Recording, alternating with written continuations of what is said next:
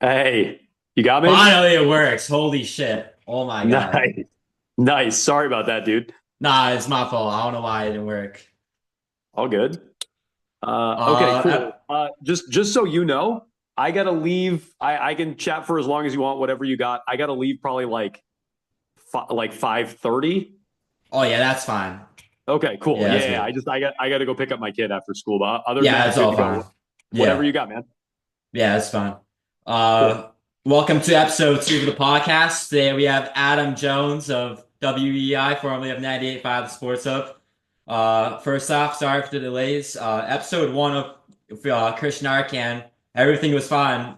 No difficulties. For some reason today, Zoom just decided to fuck up, but whatever. Uh, Jones, welcome to the show. well, thank you. I guess the only technical difficulties you had in the first episode is you had to talk to Arcan. Other than that, though, all good. So no, I apologize. I guess Zoom was crashed. I don't. I'm not great with technology, so maybe I couldn't figure out Google Meets. So thank you for putting up with me there. Nah, it's fine. Let's just get into the interview. First question for you from me is how'd you start your career in sports media, and what advice do you have for future radio sportscasters?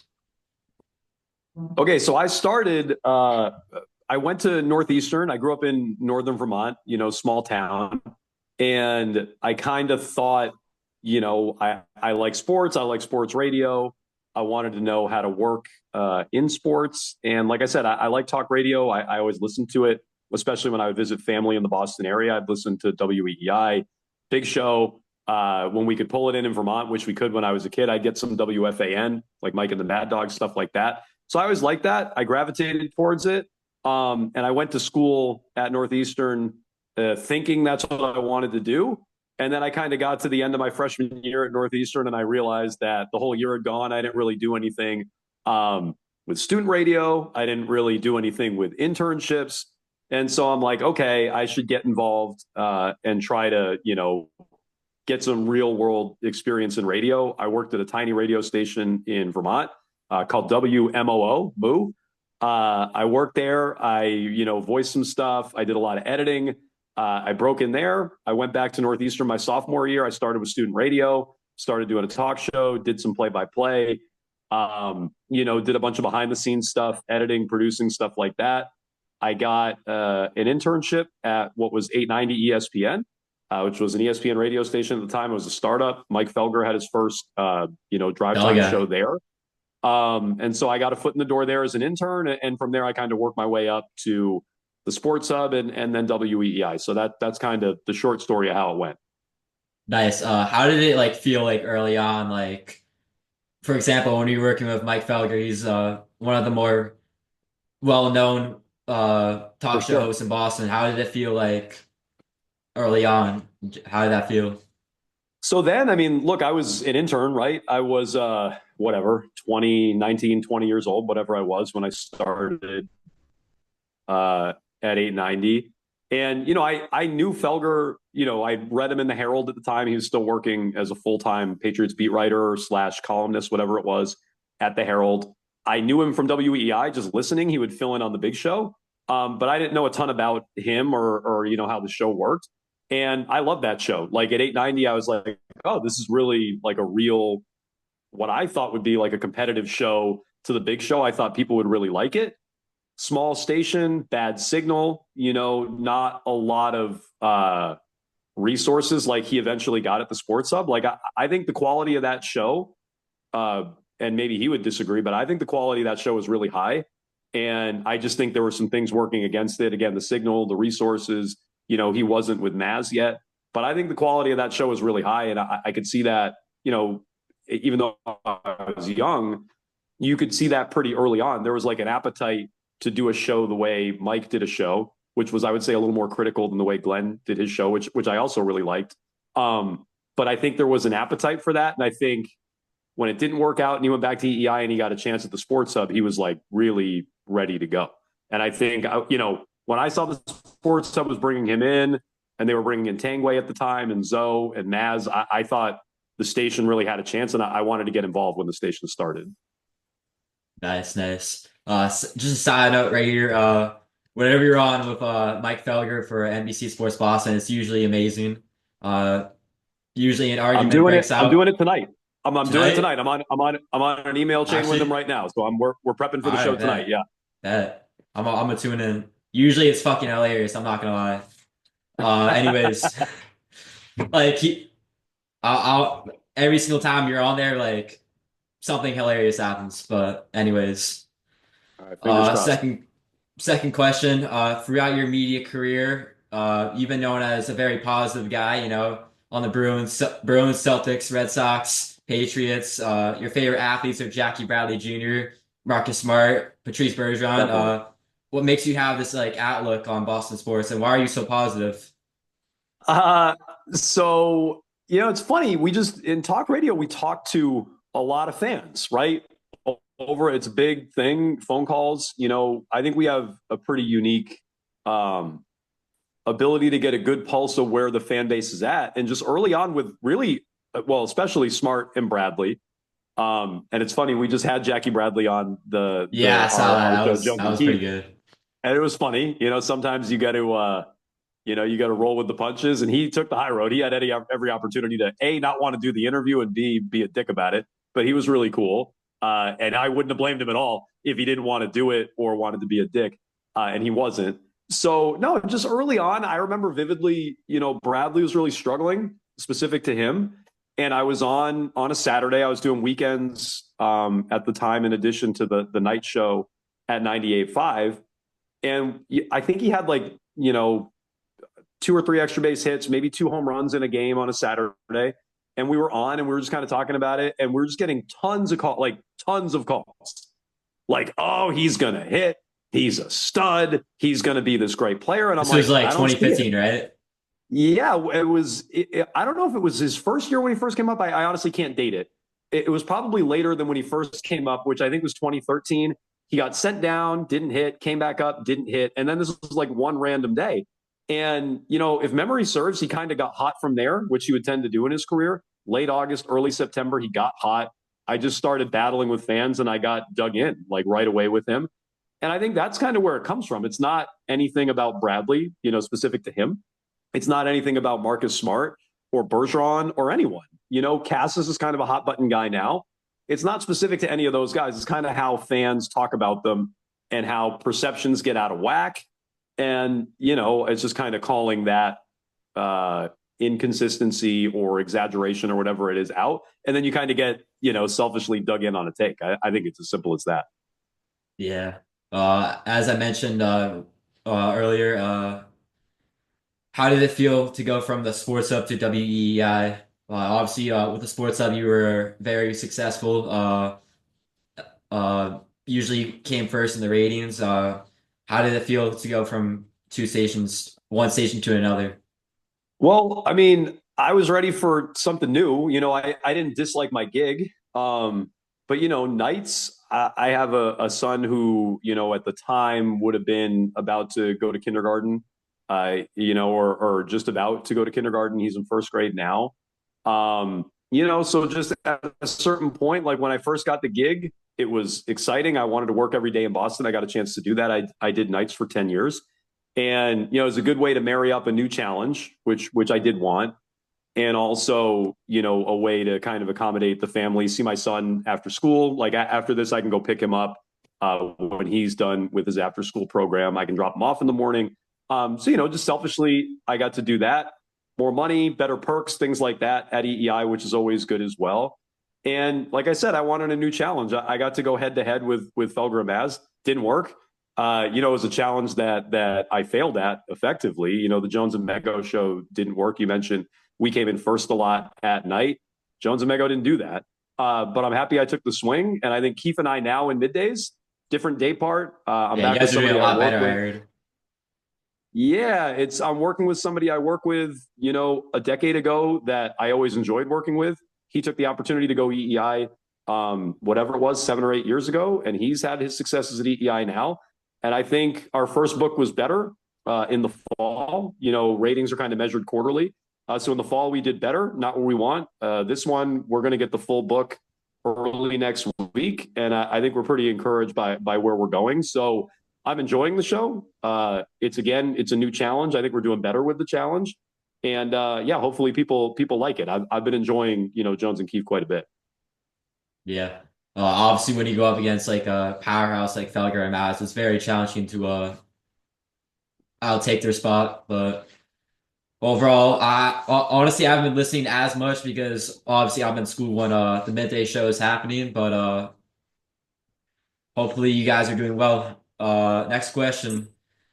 You've Yep. recently the Celtics playoffs. I mean, obviously Celtics playoffs are coming up this Sunday. Uh, 1 through 10, what is your concern now that the reports are coming out that Jaylen Brown is probably not going to be healthy for the Magic? Concern level 7. Like I'm pretty concerned. I'm not full blown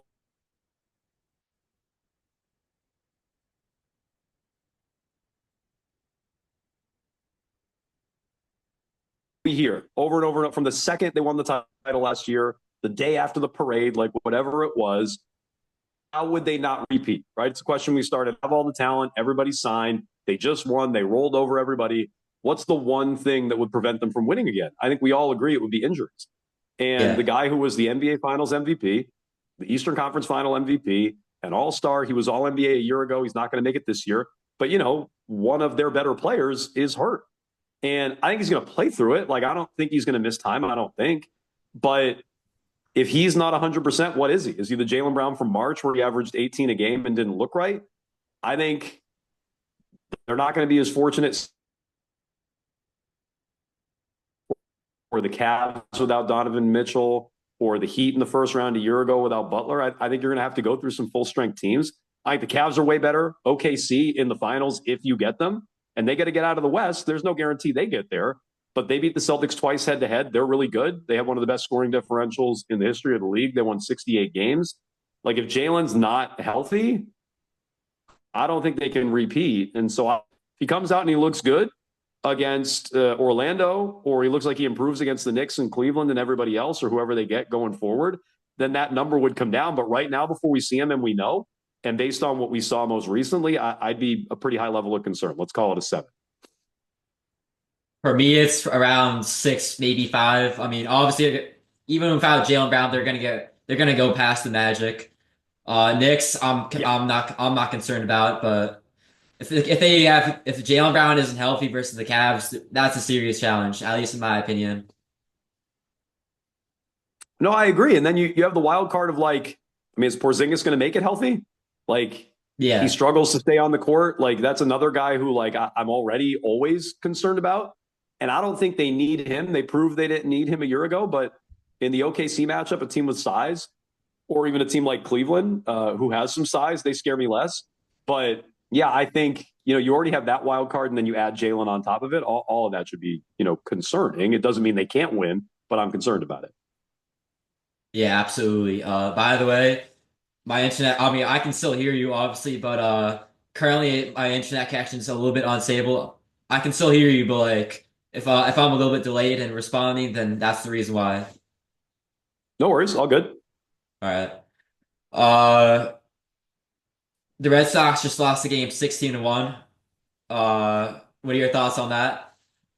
And they also Uh, just lost the series to the worst team in baseball last year. So any concern yeah. right there? I mean, look, I mean, not to you keep playing the hits. I'm concerned about the Red Sox. They're a game below 500 as we sit here and talk today. I like their response. Cora called him out. Cora called him out after the 16-1 game. He's like, we weren't Yeah, I heard ready. that. They were, a few games before that, down to 6 from cleanup. I think he hung Tanner Houck out. He didn't have it in that third inning when the Rangers just getting hit after hit after hit. So I think he called him out and they responded. We'll see where that goes. But yeah, no, I'm concerned. They lead the bigs in errors. They lead the bigs in strikeouts. So they were, I think, second in errors and third in strikeouts, something like that. I'd have to double check those numbers off the top of my head. But they added all this talent. And, in theory, they should be better. They're no better than they were a year ago. So that's concerning. And I'd also factor in they're playing Toronto, who took 3 out of 4 from them. Toronto's not good. Right now, they could lose this series against Tampa, even if they beat them. Tampa's been 500. They lost a series to Baltimore, who hasn't been great. They lost a series to the White Sox, who, as you said, one of the worst teams in the history of baseball. A year Worst ago, team they had 2 ever, wins going into actually. that series. Say it again. Worst team ever, I think, right? Yeah, I mean they're I mean I would say arguably, but you could definitely make the case they're the worst team ever. They had 2 wins going into the Red Sox series. They doubled their win total. So yeah, I think they need to wake up and wake up quick. A lot of people were actually kind of excited for the Red Sox this year, which is rare in the last 3, 4, 5 years. The excitement level has been super low. People were excited, and along with increased expectations comes criticism when you don't meet the expectation, and they haven't. I mean, another thing to like add on to that, the media, especially after the first Fenway series, they sort of overrated this team. I mean, I don't know if you heard Dave Portnoy tweeted about them. Carabas was overrating the fuck out of them. Uh, No, not Jared. Obviously, the Red Sox season's not over yet, but maybe I don't know. I mean, obviously, I'm not the biggest baseball expert out there, but I do feel like the media is overrating the team just by a little bit. Why you can let me in with that because I thought I looked at New York and this is really honestly about the other teams and what they lost. I thought the Red Sox improved. I still believe they improved. They added Bregman. They traded for Crochet. I thought Bueller would be an upgrade. I've been pretty disappointed in him. But Bregman offensively, especially after last night, has been as advertised. Defensively, he's been shaky, which I didn't expect. Crochet's been awesome. So I think they got better, and I thought the Yankees got worse. No Garrett Cole. Juan Soto's gone. Giancarlo Stanton's hurt. Baltimore lost Corbin Burns. They lost Santander, who hit 40 home runs last year. And I go, the Red Sox should win the division. I start looking around. I go, the Red Sox could win the American League. So you can lump me in with the media who overrated them. And especially after that St. Louis series, I was starting to believe in some of that as well. And yeah, perhaps we were all wrong about them because they have been pretty underwhelming for sure.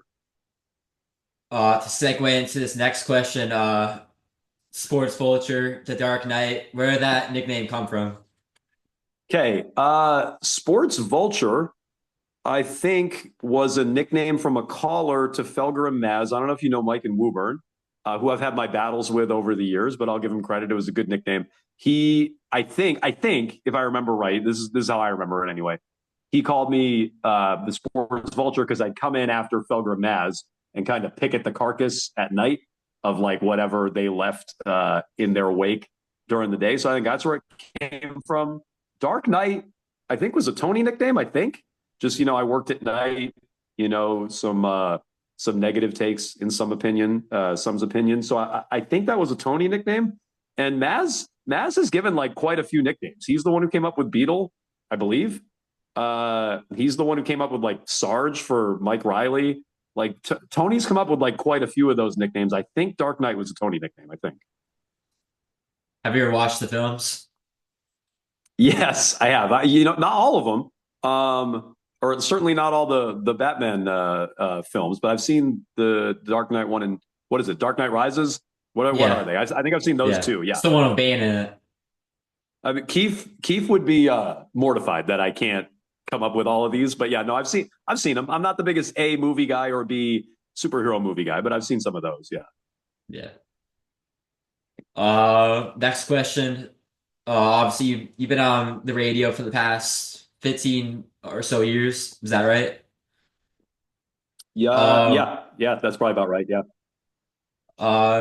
Obviously you've had probably a million different takes. Can you name like a specific take that has gone right and a specific take that has gone wrong? Oh, well, you already asked me about Bradley and Smart. I think both of those were pretty right. They left and no one talks about them anymore. We spent countless hours and, days in our lives that we can't get back arguing about Jackie Bradley and Marcus Smart. And the second they left Boston, they both turned into pretty forgettable, replaceable, not bad, but just, players that exist everywhere. There are fourth outfielders who are good defensively everywhere. There are, good defensive guards off the bench. So I think those both age well. I could definitely give you my worst take. I think anyway is this. We're still together at the time I was doing nights at the sports hub. We were in the garden, like leading the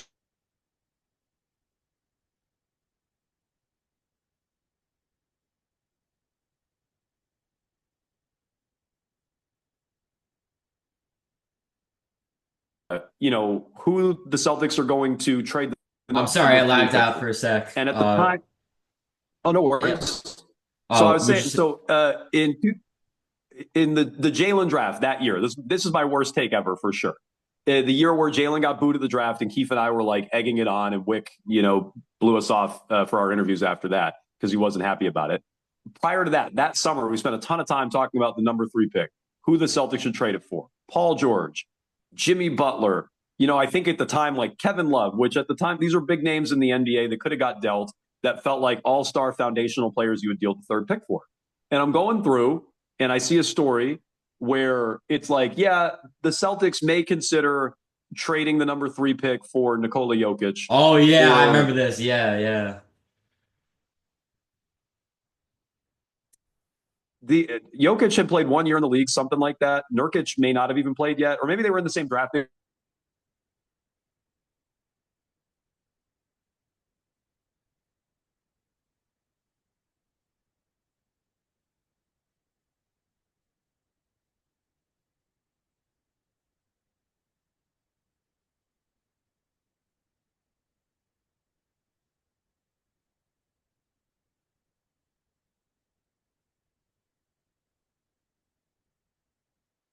Like legit. I'm sorry, I just Oh, removed the just removed the no worries. sorry, I just removed me for like a couple seconds right there. All good. He's legitimately one of the greatest players in NBA history. And I was like, trashing him, and I'm like, I would never trade the pick for him, and obviously that was wrong. So that stands out. And I've had many, many bad takes. I'm sure there's more if you give me a chance to think about it. But that stands out as probably the worst. How about like a take that's like Ben right? Oh, so maybe you missed it. I just think the Bradley and Smart ones proved to be very Oh, right. sorry, Those were sorry. replaceable I didn't guys realize that. that. No, no, no, no worries. Those were replaceable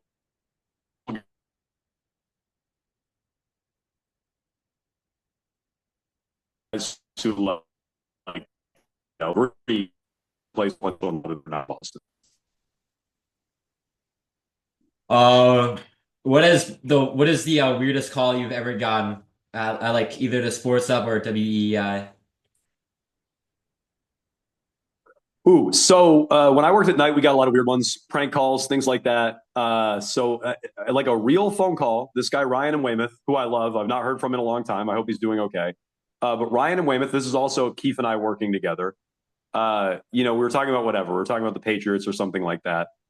And he's like, "Hey, I got a Patriots take for you, but real quick, do you mind if I kind of throw you a curveball?" We're like, "Sure, throw us a curveball. It's night, it's slow, nothing's going on, anyways. Sure."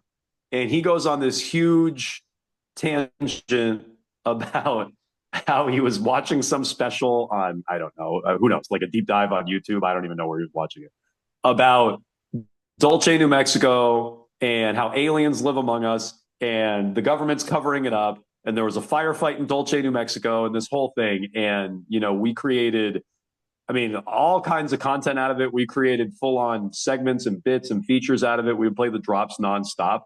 That was the weirdest, funniest, like out of left field, unexpected phone call that we ever got. Ryan and Weymouth talking about Dulce, New Mexico, and the gentleman who burned his hand off, the alien shot his hand off, was probably the strangest one we got. I think Arcade actually brought that up in the first episode. When you're on at nights, Nice. it's usually a lot of drunk people, a lot of people who probably shouldn't even be on the Yeah. air, but Well, I mean, I like to think anyway. We had fun with that. You're on, especially on the Sports Hub. They have the Celtics and the Bruins. I guess at EEI after Red Sox games is probably the same way. I haven't ever worked nights at EEI, but you're getting people, especially after home games, leaving the games. They've been there. They've had a few drinks. They're calling into the station. So I do think that's part of the territory. But I think the nice thing about nights is it was like never too serious. You know what I mean? It was we might be on after a game, but we would be able to have fun with stuff like that. And I mean, we'd be able to mock ourselves too. Like we're not exactly drive time where it's jammed phone lines and it's super busy and the pacing really matters. Like we can take our time and have more fun with it, which I like to think we did. yeah. Uh, as I said earlier, you've been on the Sports Hub for like 10 years. You've been on EEI ever since. You've experienced a lot in Boston sports. You got Deflategate. We got Red Sox winning the World Series in 2018. We got Patriots winning multiple Super Bowls. You got the Celtics winning it last year. What else? David Price, Uh, all the stories in yeah, Boston I mean, sports. What has been your favorite story?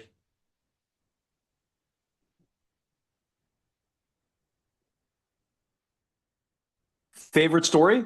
Yeah. Uh, let's see. It's a good question. It was not the Flakegate.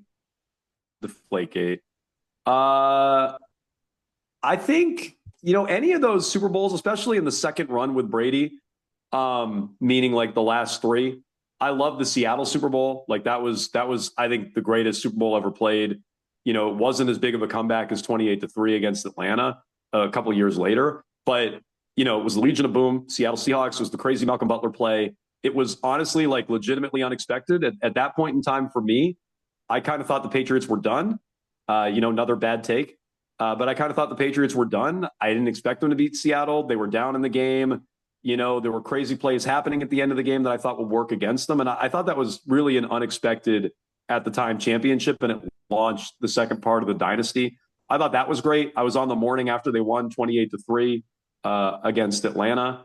So, I mean, though that whole run was a pretty fun thing to be a part of. Deflategate was in there. That was nobody's favorite, or at least it wasn't my favorite. You get the experts coming out of the woodwork on PSI and inflation levels of footballs and things like this, air and tires.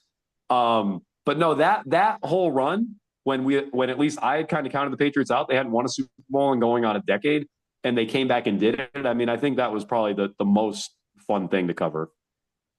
Gonna be honest with you, I'm a Giants fan, so like I've been a fan since like 2016 now. It's not been the best times to be a Giants fan, but Okay. my favorite Super Bowl has got to be No. the Patriots versus the Eagles. And the thing is, I was rooting for the Patriots to win, but overall, very entertaining game. I wish Tom Brady would have beat the Eagles, but that's my favorite Super That was a Bowl great thus game. far.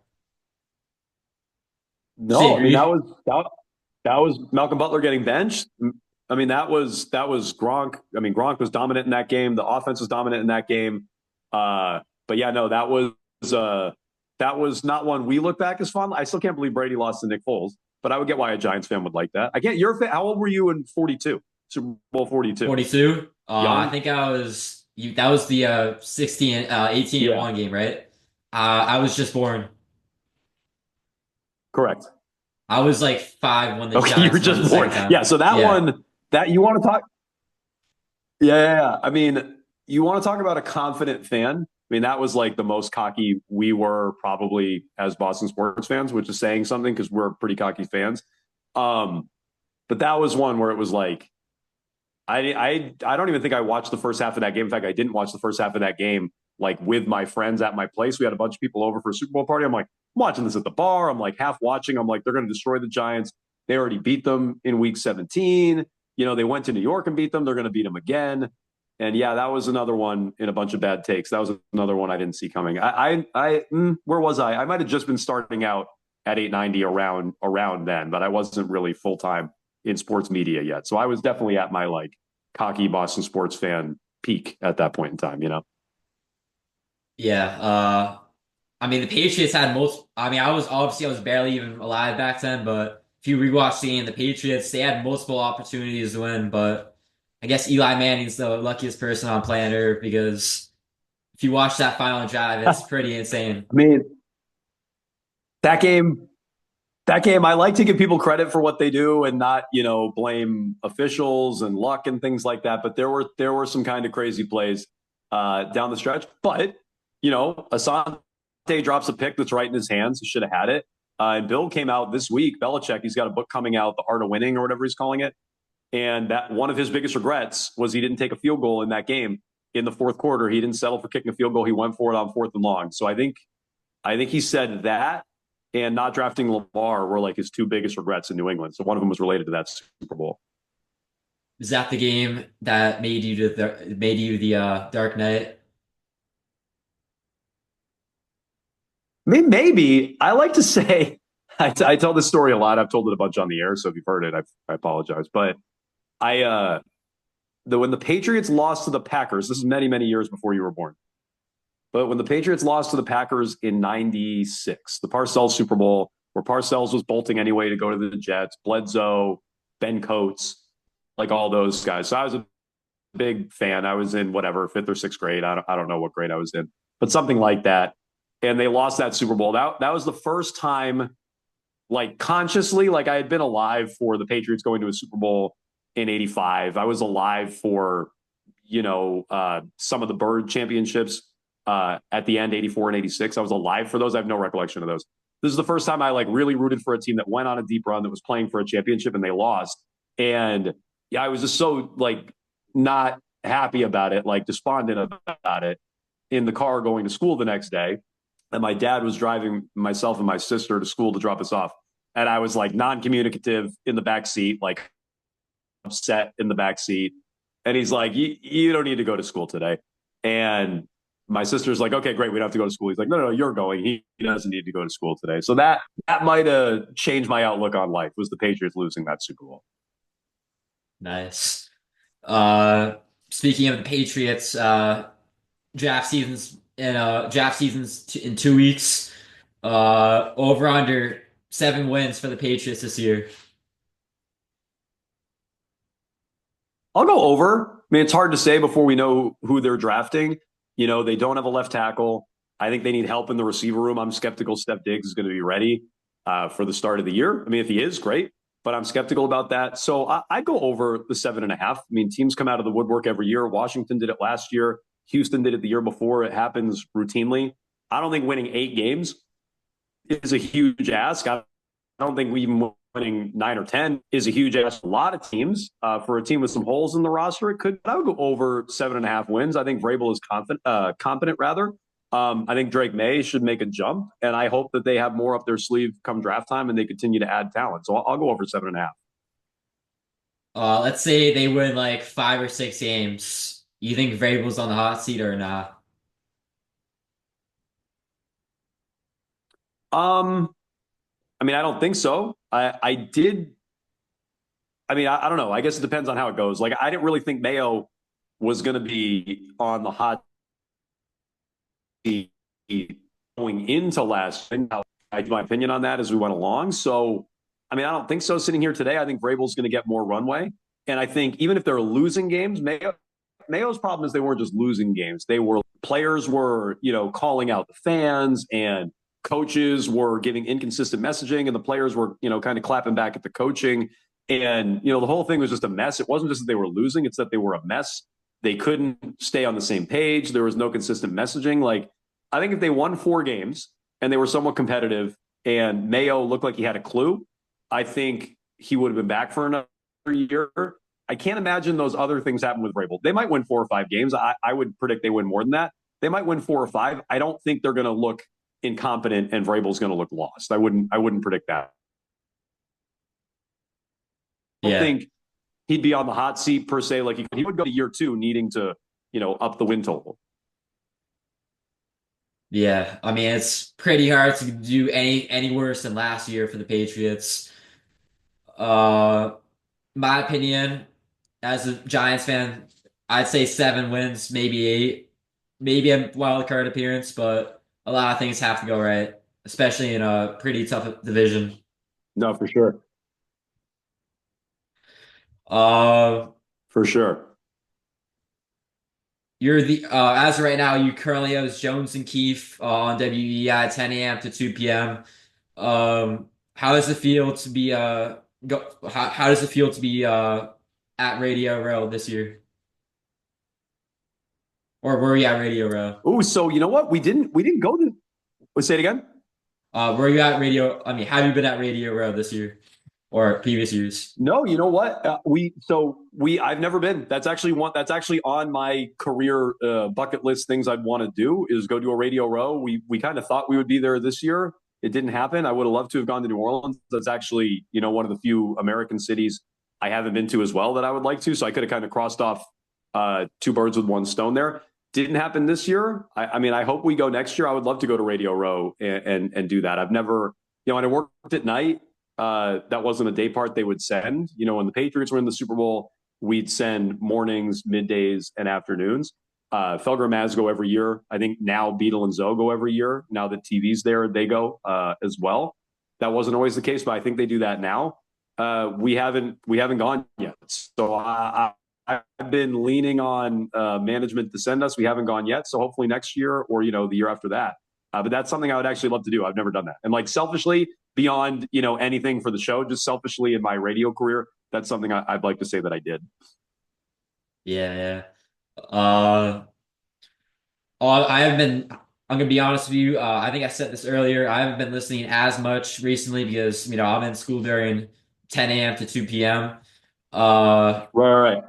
my favorite. I mean, this is from the sports sub at least. My favorite two bits from you was number one, Doc Emmerich.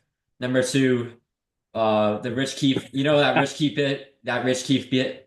Holy shit! I don't know why the fuck I'm stuttering right now. But that Rich Keefe bit you did with John Sterling and Susan Waldman, that shit was fucking hilarious in my opinion. Yeah, yeah, You want to give a backstory behind those yeah. two So segments? yeah, I mean, Doc. I don't know where the Doc Emmerich one came from. That's honestly very similar to like what I said about Marcus Smart and Jackie Bradley. It's just everybody likes him so much, and I'm like, it's really not that great. Like it's like you guys are all overrating it. I feel like people are saying we all love Doc because other people say they love Doc. Maybe I'm wrong about that, and I'm just a hater. That's possible. I don't know where the impression came from. I don't really. I think I was just kind of mocking, people who were like, he's the best. No one's better. Oh, he's no better play-by-play guy in any sport. He can give you 100 different words for a pass, and I'm like, that's not that impressive. So that's where that came from.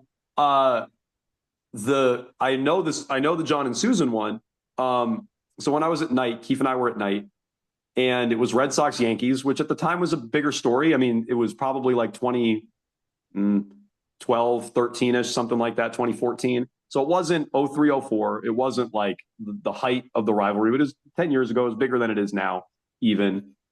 And we're kind of going against the game, which when you're at night is dead. You can feel it on the radio where like everybody's listening to the game on the other station. Phones are dead. You can like feel how dead the night is. And we're like, all right, well, what are we going to do? And I'm trying to remember the name of the pitcher. Somebody got ejected and he had pine tar all over his arm. Right. And so they kick him out. He had like, he was using this substance to try to get more spin on the ball. I wish I could remember the name of the pitcher. My producer goes, hey, like, this feels like a pretty big story. My producer is Josh Deering at the time. And he goes, this feels like a pretty big story. He's like, we should do something with it. But, there's licensing issues with baseball. You can't like play audio live from another broadcast until the game is done. So we're like, well, what are we going to do? And he was able to, and I don't know how he did this. I don't know if he listened to the John and Susan call and like transcribed it for us. I don't know if he saw a transcription online and then just gave it to us, but he basically gave us their lines and we're like, well, let's just act it out. And I was John and he was Susan. Keefe was Susan, and we just kind of acted out the lines from there. So that was how that started. Once people liked that, we kind of kept our eyes out for anything like funny in the news with John and Susan, and we kind of pick and choose our spots from there. But that was how the first one happened. Is my producer had the idea that it would be funny to do that, and we went with it, and he was right. Um, Over the years, Boston has been probably the most successful sports city out there. If you had to keep one championship since the year 2001, which one would you keep? Oh, I mean, I think you got to keep 04 Red Sox. I know that's probably like the boring answer. I'm sure 99.9% of Boston sports fans would answer it that way. But that was huge. I mean, 86 years, no World Series. I'm not the biggest baseball guy these days, but then I was as a kid. It was super important. It's something that, I was saying, oh man, 10 years, Brady hasn't won. That's a long time. Is he ever going to win again? This is 86 years. Like my grandparents hadn't seen it. Great grandparents hadn't seen it. People's folks, certainly in your lifetime, my lifetime, I hadn't seen it. So that I think would be the one. After that, I mean, it's a toss up for me between the Pats in 01 beating the Rams and 14 against the Seahawks. I I love that Seahawks Super Bowl, so that's probably higher on my list than most.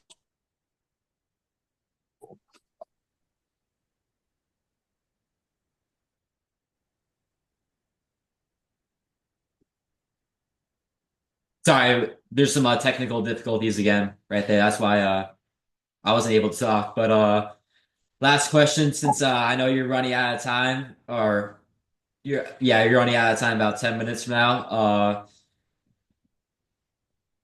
This year for Boston sports, from the Bruins, Red Sox, Celtics, and Patriots. Outside of the Celtics, which team do you think is going to win a championship next? Whoa. I mean, I kind of think it has to be the Red Sox. I know I just said they haven't been very good and they've underachieved. I kind of think it has to be them. They've kind of brought championships out of nowhere, pulled them out of thin air in the past. You know, you can say what you want about John Henry, and I've said it. His ownership, they've won with different GMs, they've won with different managers, they've won with different players. Like all their championships weren't with Ortiz. They won after Ortiz. The Patriots couldn't win without Brady. So I think it kind of has to be the Red Sox. I don't believe in the Bruins right now. I don't believe in the Pats at championship caliber right now. They might get to the playoffs, but I don't believe in them championship caliber. So I think by process of elimination, it's kind of got to be the Red Sox. Yeah, especially when the Bruins right now they're probably going to rebuild mode, and the Patriots. There's a possibility that they make the playoffs next year, but probably going to be out of championship contention for at least the next 2 years. Uh, anyways, that's all the questions I have for you today. Thank you for coming on and dealing with the technical difficulties and the delay. Any last words? All good. Well, okay. So one thing I realized I didn't answer this in the beginning. You said like, what's good advice for anybody looking to break in? I never really finished the thought, which is my bad. I got away from it. But you know, my kind of looking back at my time breaking into the industry was just any, and I think a lot of people give this advice, but any experience you can get, whether it's an internship, whether it's a student newspaper, whether it is a student radio station, whether it's public access, whether it's a local radio station, like the best thing you can do, and like what you're doing right now with your podcast is great.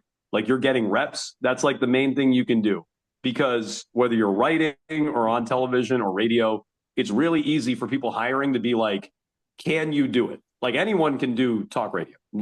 Anybody, we all can talk. Anybody can do talk radio.